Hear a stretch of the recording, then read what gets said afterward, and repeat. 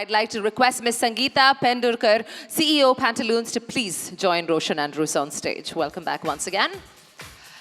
Our category of awards is for Pantaloons Best Actor in a Leading Role. മികച്ച നടൻ മലയാളം സിനിമയിൽ ആരാണ് കഴിഞ്ഞൊരു വർഷം എന്നതാണ് നമ്മളെല്ലാവരുടെയും മനസ്സിലെ ചോദ്യം. കഴിഞ്ഞ ഒരു വർഷത്തിലെ സിനിമകൾ നമ്മളെല്ലാവരും കണ്ടു. ആ സിനിമകളിൽ നിന്ന് നിങ്ങൾക്ക് ഏറ്റവും ഇഷ്ടപ്പെട്ട അഭിനേതാവ് ആരാണ്? Let's find out who it is. Roshan Andrews. Nivin Pauly for നണ്ടുകളുടെ നാട്ടിലൊരു ഒഴിവേള.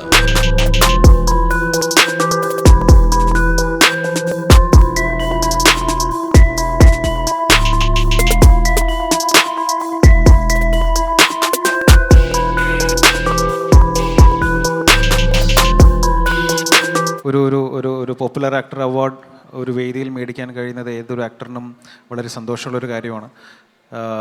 പക്ഷേ നമ്മുടെ ഇപ്പോഴത്തെ അവസ്ഥയിൽ ഈ അവാർഡ് എനിക്ക് കേരളത്തിലുണ്ടായ ഫ്ലഡ് സമയത്ത് കേരളത്തിലെ ലക്ഷക്കണക്കിന് ആൾക്കാരെ രക്ഷിച്ച എന്താ പറയുക മത്സ്യത്തൊഴിലാളികൾക്കും military, navy, police, fire and safety ഓഫീസേഴ്സിന് ഞാൻ ഈ അവാർഡ് ഡെഡിക്കേറ്റ് ചെയ്യാണ്.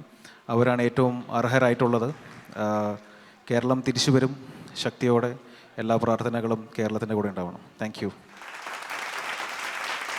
Thank you very much, Sangeeta ji. Thank you for joining us on stage. അപ്പം റോഷനും നിവിനും സ്റ്റേജിൽ ഒരുമിച്ച് നിൽക്കുമ്പോൾ നിങ്ങളൊന്നും പോവല്ലേ? വളരെ ഇമ്പോർട്ടൻ്റ് ആയ ഒരു ചോദ്യം എനിക്ക് ചോദിക്കാനുണ്ട്. നിങ്ങൾ തമ്മിൽ വളരെ ഇൻട്രസ്റ്റിംഗ് ആയ ഒരു അന്തർധാര ഇപ്പം നടക്കുന്നുണ്ടെന്ന് എനിക്കറിയാം. അതിനെക്കുറിച്ച് എന്തെങ്കിലും നമ്മൾ ചോദിക്കണ്ടേ? ഈ രണ്ടുപേരും സ്റ്റേജിൽ നിൽക്കുമ്പോൾ നിങ്ങൾക്ക് ഞാൻ എന്തിനെ കുറിച്ചാണ് പറയുന്നതെന്ന് മനസ്സിലായോ? ഒരു കള്ളന്റെ ലക്ഷണമൊക്കെ നിവിന് വന്നു തുടങ്ങി. പണ്ടൊക്കെ നിവിന്റെ മുഖത്ത് നോക്കുമ്പോൾ ദ ബോയ് നെക്സ്റ്റ് ഡോർ, ഒരു നിഷ്കളങ്കൻ, ഒരു നല്ല കുട്ടി. പക്ഷെ ഇപ്പം കഴിഞ്ഞ കുറച്ച് നാളായിട്ട് ഒരു കള്ളത്തരം. റോഷൻ ആൻഡ്രൂസ് സംവിധാനം ചെയ്ത നിവിൻ പോളി അഭിനയിക്കുന്ന ആ സിനിമ കായംകുളം കൊച്ചുണ്ണി. നിവിൻ പോളിയെ നായകനാക്കി വരുന്ന സിനിമ Roshan Andrews one of the biggest budget ചിത്രങ്ങളാണ്. അപ്പോൾ ആ ട്രെയിലർ കാണുമ്പോൾ തന്നെ നമുക്ക് മനസ്സിലാക്കാം ഭയങ്കര ഇൻവെസ്റ്റ്മെൻറ്റ്, ടൈം ആണെങ്കിലും കമ്മിറ്റ്മെൻ്റ് ആണെങ്കിലും ഡെഡിക്കേഷൻ ആണെങ്കിലും നിങ്ങൾ ഓരോരുത്തരും ആ വലിയ രീതിയിൽ ഈ സിനിമയിൽ നടത്തിയിട്ടുണ്ട്. അപ്പം എന്താണ് മലയാളി പ്രേക്ഷകർ പ്രതീക്ഷിക്കേണ്ടത് ഫ്രം കായംകുളം കൊച്ചുണ്ണി?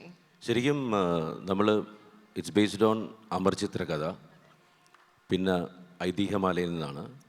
ഇപ്പം ഞങ്ങളുടെ ഒരു ഒറ്റ ലക്ഷ്യം എന്ന് വെച്ച് കഴിഞ്ഞാൽ ഒരു 100 രൂപ 150 രൂപ കൊടുത്ത് തിയേറ്ററിൽ പോകുന്ന ആൾക്ക്, നമുക്കറിയാം സ്പൈഡർമാൻ, സൂപ്പർമാൻ, അങ്ങനെ അയൺ മാൻ, അങ്ങനെ ഒരുപാട് ആൾക്കാരെ കണ്ടിട്ടുണ്ട്. ഇപ്പോൾ ഫ്ലഡിന് ശേഷം ഫിഷർമാനും നമ്മളവിടെ സൂപ്പർ ഹീറോ ആയിട്ട് മാറിയിരിക്കുന്ന സ്ഥലമാണ് കേരളം.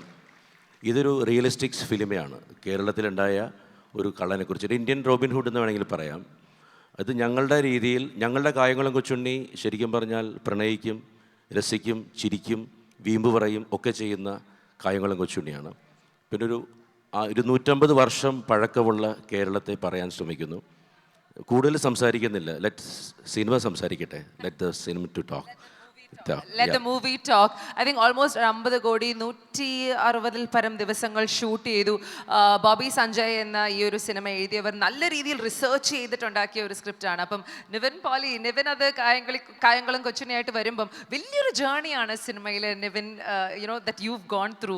മലർവാടി ആർട്സ് ക്ലബിൽ തുടങ്ങിയ ആ ആംഗ്രി യങ് മാനിൽ നിന്നും ആ romantic hero Thattathin Marayathu, action hero Biju, Bangalore days, ഇതൊക്കെ മാറി മറിഞ്ഞ് ഇപ്പോൾ ഇതാ മലയാളികളുടെ മനസ്സിലേക്ക് കായംകുളം കൊച്ചുണ്ണി.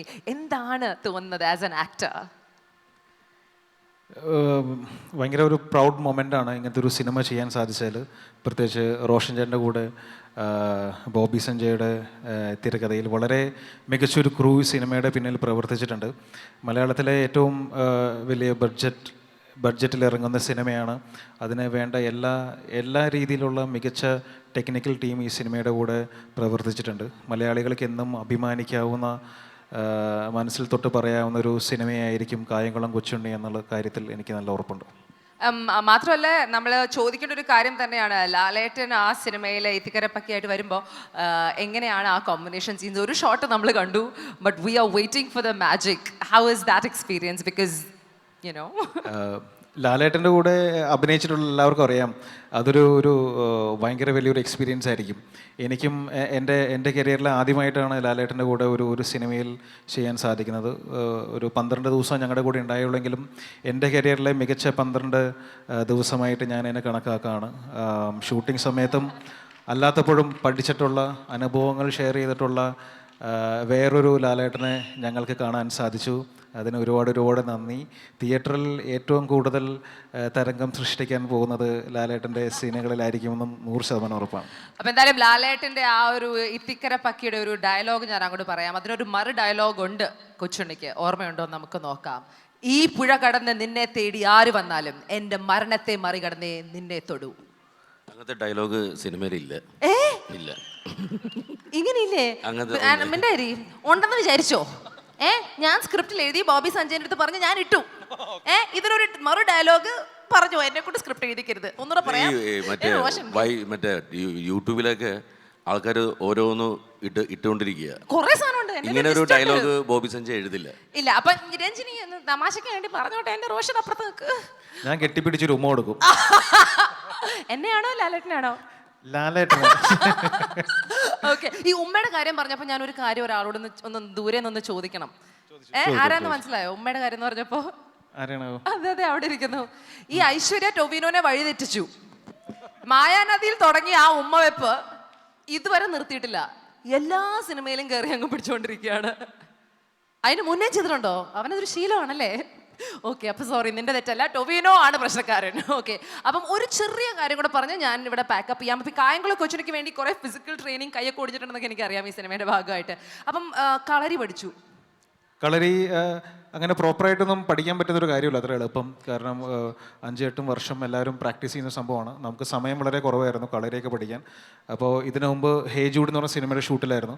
അപ്പോൾ അതിൻ്റെ ഷൂട്ടിങ്ങിന് മുമ്പും പിൻപും പിന്നെ ഇതിൻ്റെ ഷൂട്ടിംഗ് കഴിഞ്ഞിട്ടുള്ള സമയങ്ങളിൽ മാത്രമാണ് കളരി പ്രാക്ടീസ് ചെയ്യാൻ സാധിച്ചിട്ടുള്ളൂ. അതങ്ങനെയാണ്. അപ്പോൾ ഒരു ചെറിയൊരു നമുക്ക് എന്നാലും വല്ല ഓർമ്മയുണ്ടോ നോക്കാൻ വേണ്ടി ഞാനൊരു വടി തരാം. അത് ഇങ്ങനെ ഒന്ന് ആക്കി തന്നാൽ നമുക്ക് ഇപ്പൊ എനിക്കൊരു വടി തരുമോ? സംബഡി ഗിവ് മീ കായംകുളം കൊച്ചുണ്ണിക്ക് ആ വടി. വടിയൊന്നുമില്ല.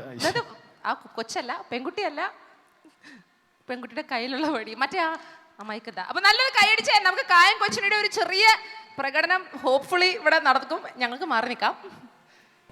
There we go, ladies and gentlemen, Kayamkulam Kochunni.